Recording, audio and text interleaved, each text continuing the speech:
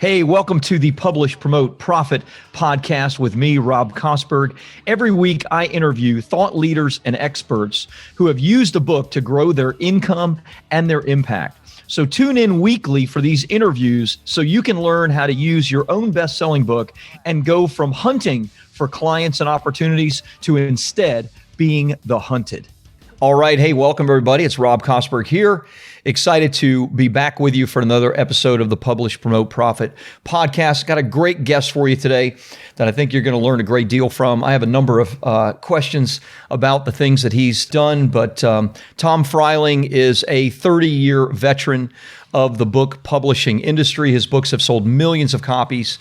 He was the industry-leading digital publishing company that he founded, earned revenues of more than $75 million a year. It was eventually acquired by a NASDAQ-listed company. He's been published by Thomas Nelson, Harper Collins. He's a member of the John Maxwell Team. We have a lot of potential synergies, he and I, and he's kind of worked more in the traditional publishing space. So I'm really excited about talking to you today, Tom, and having you on the podcast. So thanks so much for being a part of it. Thanks for having me, Rob. It's good to speak with you today. And it makes me sound really old when you say 30 years, but it's true. So it's what your bio said. I wondered that too. I mean, I thought I would be speaking to somebody that was a lot older, but you look younger than me. Well, publishing will do that to you, I guess, right? I guess it will. No, it's good to have you on. I mean, you've done some really cool things. Talk to me a little bit about the traditional publishing industry. That's the industry that you were in prior to your publishing company being sold, and congratulations on that. Compare that to what's going on in the hybrid or self-publishing world today. Talk me through what you see as the positive and negatives of both. Yeah, traditional publishing it's changed a lot, obviously, of course, over the last 10, 20, 30 years. Even over the last 5 to 7 years, there's been a lot of change. And, I think we can attribute most of that to the demise of the bookstore. Yeah. It used to be we would all, at least myself, probably you too, I'd go to bookstores all the time. Yeah. But most of us don't even have a bookstore near us anymore. So that's had a lot of consequences for the traditional publisher. Traditional publishing, before the demise of the bookstores were the gatekeepers, right? They were the key holders for their titles. And the primary task of a traditional publisher was to get books in the bookstores. Right. And to get them, front and center, stacked high on the front table. Yeah. And if they could do that, they could sell a lot of books. Well, that's just not the case anymore. So for better or for worse, actually probably for the worse for traditional publishers, we are now all, beholden to Amazon and the other online booksellers. So, from my perspective is that this is a good thing for authors. It puts all authors essentially on the same level, right? You can be a brand new author. Nobody's ever heard of you before. And in many ways, you're on the exact same playing field as an experienced, more, successful author. How good is that? So that's a good thing. Yeah. And so I also feel that traditional publishers don't have the leverage that they used to have, just in terms of being able to promote, market, and publicize a title. Again, it's really for the same reasons. But I feel that an educated author, by educated, I mean somebody who's taken the time to understand the business, and somebody who works with somebody else who understands the business, can certainly be as effective as a traditional publisher can be these days. Now, traditional houses, they still have titles where they're selling tens or hundreds of thousands of copies. But by and large, that's not the case anymore. Yeah. So early in my career, I could sell 5,000 or 10,000 copies of just about anything. Yeah. That's not the case anymore either. So, it takes a little more smarts, a little more savvy than it used to. Love that. I couldn't agree more. I think as the world has moved online, And certainly as bookstores have closed and as Amazon has opened the floodgate, which is both good and bad, right? Now there's more to compete against, but you're not so much competing against a book that's potentially better. You're really competing against the fact that your book may never be seen because it gets lost in a sea of opportunity. And so there's a lot more that needs to be done from a marketing perspective. Even if you have a smallish or no platform, as you said, you can kind of stand on the same level playing field, level ground. So, maybe talk to us a little bit about that. So what would you say are some of the best ways that an unknown author could sell more copies, become more well-known, and build their platform? Sure. And the great thing about that these days is it doesn't cost very much money. In fact, if you're just using social media, I say just, that's not a small thing. Right. There's really no cost involved. It's the cost of your own time. Right. So I think, by and large, the easiest, most efficient, effective way to build a platform is using social media. Yeah. And I know that a lot of authors do that. A lot of us do that. I think the key to that is really regularity, constancy. You have to post good content a lot. Yeah. And, if you're very regular about it, you make it a habit and your content is strong, you're going to get a following, right? But I find oftentimes authors kind of poop out a little bit too early, get a little frustrated. They're not building the audience. And I encourage them to keep at it. And, you will find your audience if you keep at it. You'll learn a lot as you go. You'll learn what users like, what they don't like, right, works, what doesn't work.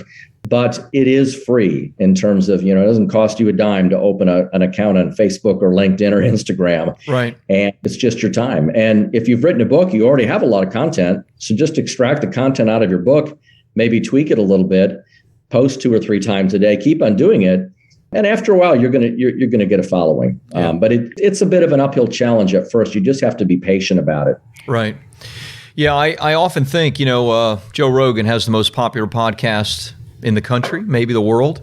Joe was pretty unknown, even though he was a celebrity, maybe a B or C list celebrity, doing Fear Factor and some of those things. But as a podcaster, he was pretty unknown until he wasn't. And then everybody had heard of him. But he's done something like 1,300 podcast episodes.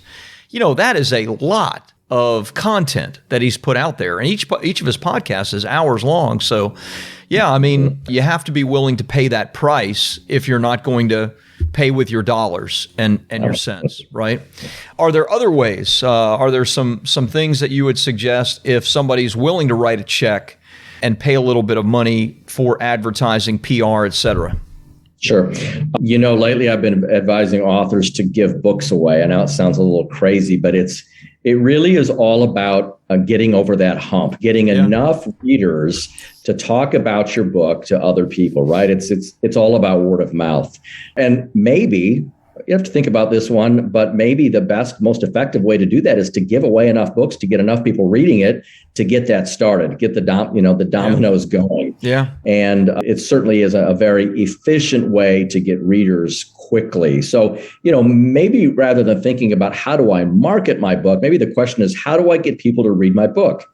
And maybe the answer is to give some copies away to get them reading it. Nice. Especially if they're influencers, right? Yeah. Gatekeepers, key holders, whether that's a business leader, a nonprofit leader, a pastor, a ministry leader, a political leader. Sometimes it just takes that one important influencer to like or love your book, and they tell other people about it and spread the word for you. Then certainly that can be a very effective way to get the word out. Love it. Love it. You've worked with some influencers, professional athletes, politicians. For curiosity's sake, most interesting book that you've done? What are some of them that come to your mind and why? Mm-hmm.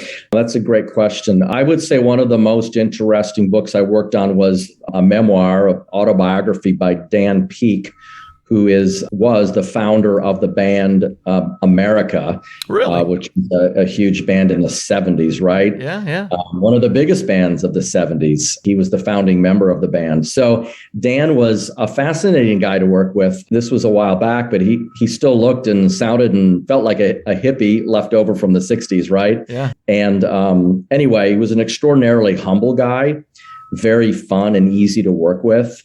And he had a pretty extraordinary story. The funny thing is that we were in Denver for a book signing, a planned book signing, and his car broke down on the highway we were in Denver. It was somewhere in Colorado, but it was not very close to the bookstore. He did finally make it, and I asked him how he made it, and he said he hitchhiked, like he'd always done. So hitchhiking, of course, was fun in the 60s and 70s, right? But you don't see many people doing it these days, but he hitchhiked his way to the book signing. How funny. And what's the title of that book? I think it was just called America, I believe. Well, that's a perfect title. That's what I was thinking it was, but I wanted to double check. That's a great question. America, maybe the American band. But, Dan's story was one of, Dan had a really hard childhood. He was very sick as a child. And then after, he hit stardom, his life really went bad, alcohol and drugs. And he was not a happy person at all. And he literally gave up everything to save his own life. Wow. So he left the band, left music, really at a time when he was at the verge of like even, Beatles level, celebrityism. They were really getting big. So he gave it all up and got his life worked out, straightened out. And he and his wife lived on a small farm in Missouri for many, many years after that. So anyway, it was a really fun experience. Dan passed away, I don't know, maybe 3 or 5 years ago, sadly. But that was probably my most interesting publishing experience. Very cool. Very cool. Yeah.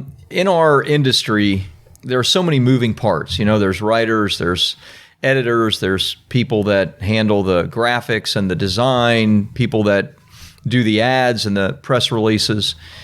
And maybe a lot of them are doing this on their own, and people that are listening to this podcast are trying to figure out how can I write, how can I get my book edited, et cetera. Whether someone listening is one or the other, a writer that wants more writing work or a person writing themselves trying to figure it out, what advice would you give somebody in that situation? How to get more opportunities for writing, for editing, if that's what you do, or on the other hand, how to figure out how to finally get your book completed, et cetera. Are there synergies between these kinds of people? Are there maybe some tools that you could share about that? Sure, there are. And I think what I would say is try not to go it all alone. We live in a day and age where you can do almost anything, at least try to do anything on your own, whether it's fix a leaky faucet or draw up a will. Yeah. You can go to YouTube or you can Google just about anything. But I really believe too many of us think things are easier than they are. Yeah. And just because you watch a video on YouTube or you Google something does not make you an expert. Yeah. You can't feel a tooth just because you watched a video on it, huh? Yeah, exactly. And if you're going to pour your heart and soul into writing a book, then at very minimum, find somebody who really understands the business, right? Who really knows what they're doing to get them to help you. I have, counseled many authors who didn't do that and did it all by themselves and then later regretted it because they made just one mistake, right? Yeah. Sometimes you just make one small error and it can ruin, the whole project. So yeah, I just encourage folks to find somebody or somebodies who's been there, done that, and understands the business, right? Yeah. Because it is a business and it's an industry. It's not just an art form. That's my number one piece of advice. And even if it costs a little bit more to do it that way, at the end of the day, it might cost you less than more because you're not going to make any mistakes, right?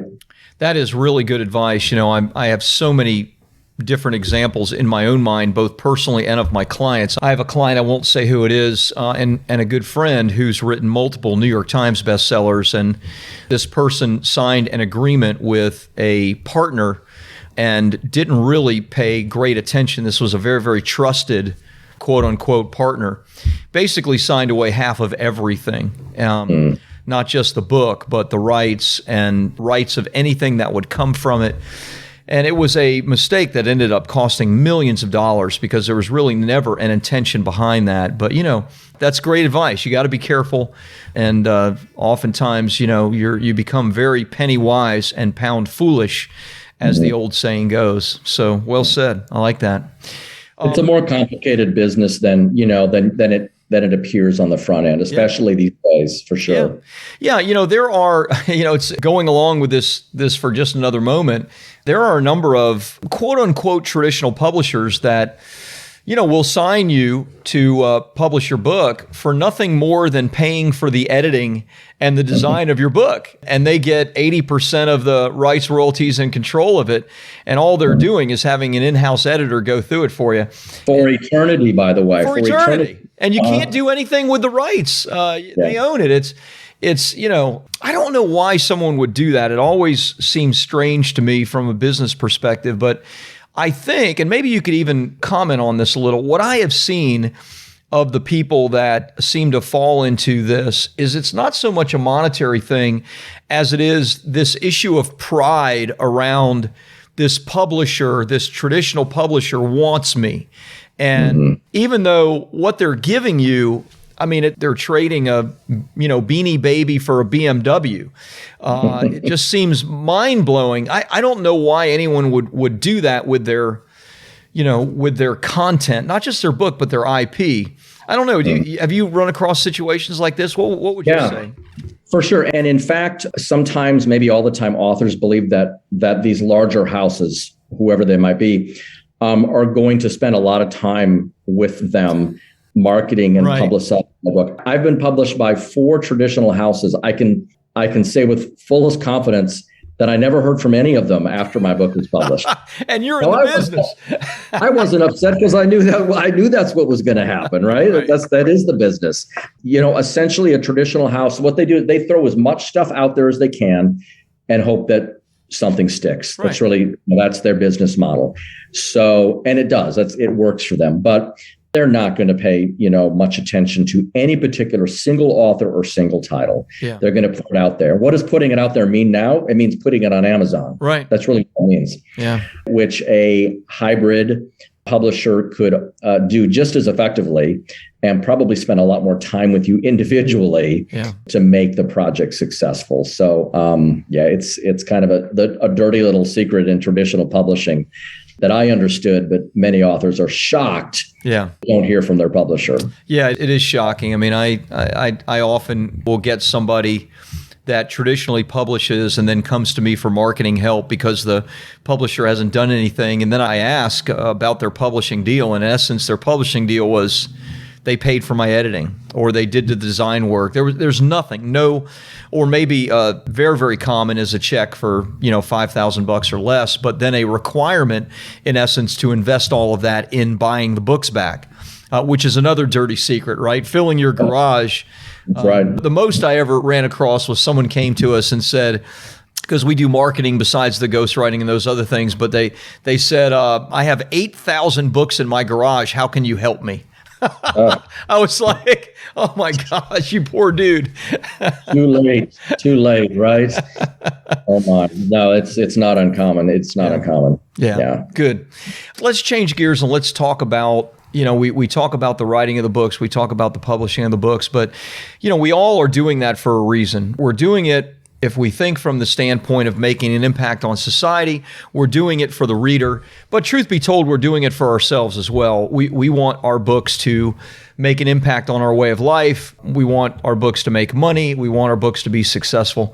What are, some great examples, stories of various successes that came, whether obvious or not so obvious, that came from your clients, your own books, et cetera? Would love to hear a little bit about that. That's a great question. I helped AC Green publish a book once. AC Green was a 3-time NBA Los Angeles Laker, 3-time NBA champion Los Angeles Laker. And AC was, he was the humblest of guys. Like, sitting at a table with him, he didn't feel like a competitive beast like he was on the court. Right. But he was a very extremely ethical, high integrity, high morals individual, and he wanted to write a book, not really about his life story, although some of it was, but it was really about how to be a person of integrity, right? And the book was aimed at young people, probably more young men than anything. And it was a cool project to be a part of, because of that. And I know that he was a hero. Many sports fans and young kids, looked at him as a hero on the basketball court. But, he did such a great job of helping people understand, especially guys, what it means to live a life of integrity. And of course, the book sold very well because of who he was, right, and who he is. But to what you just asked, the end result was it helped a lot of people understand that it wasn't just all about the game, right? It was about life. Right. And he was a hero both on the court and off the court. So that's one example that comes to mind. And of course, he's a really, at the time and still is a well-known guy. So yeah, of course, it's going to make an impact. But it wasn't just that it made an impact. It was the kind of impact that the book made on other people. Yeah. And, I like to remind authors that when your book changes one life, then it also changes all the lives around that one life, right? It changes the lives of family members and friends and coworkers, right? Maybe folks at church. So you're not just impacting the readers, but you're impacting a much, much broader community of people that interact and engage with that reader on any given day. So, books change lives more than anything. I certainly have never met anybody who said a music or a movie changed their life. Right. But as almost all of us can point to at least one book that maybe didn't change our life, but maybe changed the direction of our life in some way. Yeah. I don't think there's any question about that. Well said, my friend. Awesome. So, let's give some links. Where can our listeners learn a little bit about you, Tom, and what you do and how you can help them? I know you're a John Maxwell certified coach as well and do a number of things around these, around publishing, et cetera. So where can our listeners learn a little bit more? Yeah, definitely. It's real simple. It's Freiling.agency, and that's Freiling, Freiling.agency. And yeah, I really, appreciate you asking, appreciate the time together. I think book publishing it's in my blood. It's what I've always done. It's what I'll always do. And always love to chat with anybody and everybody about it for sure. Awesome. Well, Tom, great to have you on. Thanks for sharing genuinely and obviously letting your passion come out about what you do. It is a fun and crazy industry. Love the AC Green stuff as well. Always a big fan of his. So thanks so much for being on. And obviously, Freiling.agency for anybody interested in learning a little bit more. Thanks again for being a part of the Publish, Promote, Profit podcast.